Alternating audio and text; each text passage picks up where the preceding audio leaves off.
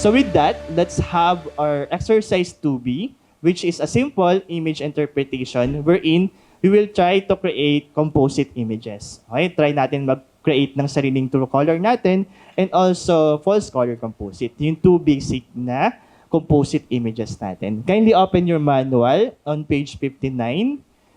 Then, we'll proceed with this particular exercise.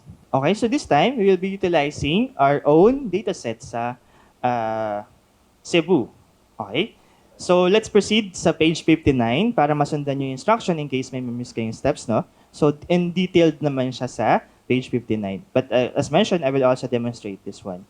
So, let's try to open raster bands 2348, yung bands 4328 sa X2 data space. Okay? So, open data source manager. Make sure na nasa raster tayo. Again, since satellite data to. Raster, triple dots. Hanapin natin yung X2 data space ulit. X2 data space. X2 data space. This time, you're going to go inside Sentinel-2 Cebu. Underscore Sentinel-2 Cebu. Pasok tayo ulit sa L2A na mahabang file name. Saan ulit tayo pupunta? Sa IMG data. Okay? So this time, 10 meter pa rin. Alright, so meron tayo ditong different bands available. Pero let's only select yung 2348. You can click Control 2, 2348. 2348. 2 is blue, green, 3 is green, 4 is red, and yung 8 natin is your near infrared natin. So yun lang hold click natin. Select nyo lang yan, yung apat, para sabay-sabay natin ma-open.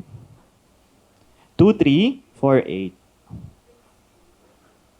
Click open lang and click add. Ayan. So meron tayo ditong 4 bands. Para lang din di nakakalito yung ating layer, kindly minimize lang din yung drop down dito, minimize lang natin. Para di na mapakita yung legend. Since familiar naman tayo no, na yung mas mataas na value here, higher yung reflectance sa particular region na yun. For example, dito sa bit 03, okay, pag mataas yan, yung mga brighter areas dito, walang makita. Band 4 na lang. And band 8 na lang. So sa band 8, yung mga brighter, siya yung higher yung reflectance ng Earth surface on that particular wavelength. Okay? So, ano lang natin siya, minimize. Try to explore po yung differences. So, check and check po, makita nyo yung difference ng band 2, yung blue natin, band 3, green. Explore po muna natin. Band 8, yan. You can zoom in if you want. Okay, since tapos na yung lahat, let's try to create our composite images. So, yung first natin is let's create yung true color composite natin. So, paano gawin yon? Again, di ba, we need to combine yung band 4, band 3, and band 2. Okay? So, hindi siya yung simple na ipapatong mo lang siya or visualize mo siya. Kailangan natin silang i-merge na into one file so that we can export it also as one file lang. Okay?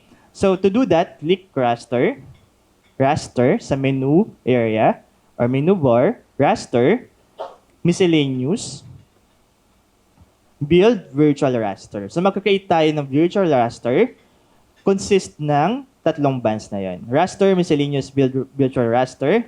Ito po yung makita natin, right? Now, we have to select yung input layers or input files. So, may triple dots po dyan. Sa input layers, click that. And kindly check lang po yung 432. Yung 234. Kasi, we don't need yung near infrared sa true color. That's why we only select yung blue, green, and 4. So, in addition, para ma-create natin siya na naka-order na siya, RGB na siya, we have to reassign yung order. So, let's make sure na nasa top si 4. Kindly drag that sa top, si 4. Followed by 3 and 2.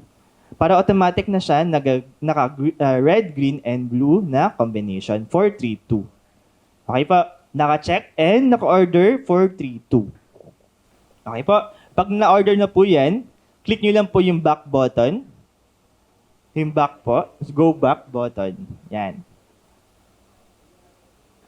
Sorry, again, triple dots, di ba? Nagmili tayo. After that, click yung back button sa taas. Okay?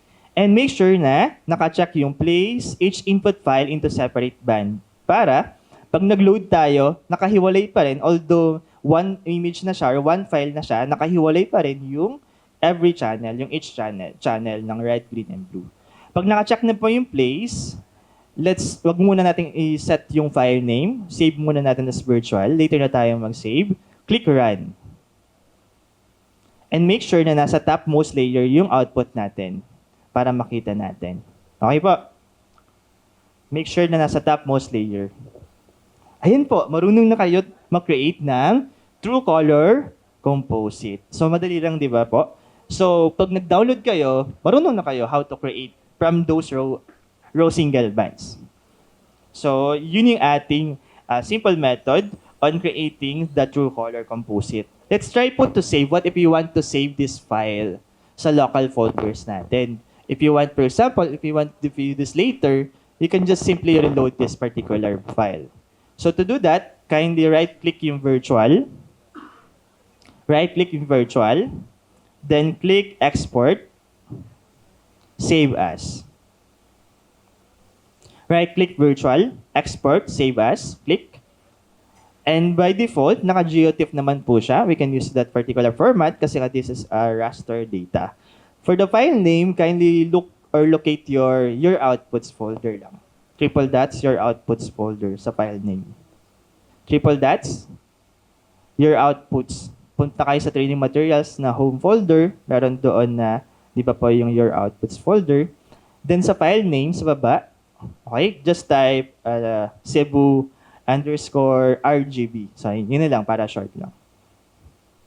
Cebu_RGB, since naka Truecaller Composite tayo.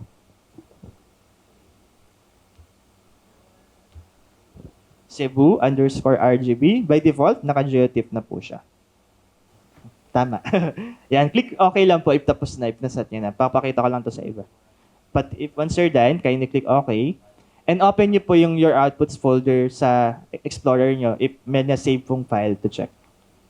Ayan. So, ayan. Loading po pala. Ayan. So, pag na-save na, you can try visiting your, your outputs. Ayan. So, pag nag-open ka po ng Explorer mo, nakasave na po doon yung ating TIFF data. So, black lang yan, pero pag niload mo yan, may data po yan. But you can try that later. Okay po. So, meron na tayong na-save na RGB. So, by default, it will be loaded again, yung new file nyo. Pero same lang yan doon sa unnamed or virtually saved na data. Sige nga po, try natin yung false color without my instruction. Try natin yung false color without instruction. Same method. Raster, miscellaneous, build virtual raster. Try natin.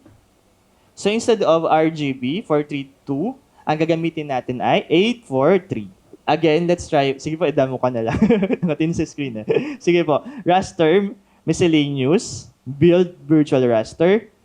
Let's select other files kasi this is na for false color. Kindly check 432. 432. Sorry. 843. Yan. Tapos, reorder po ulit yung 843.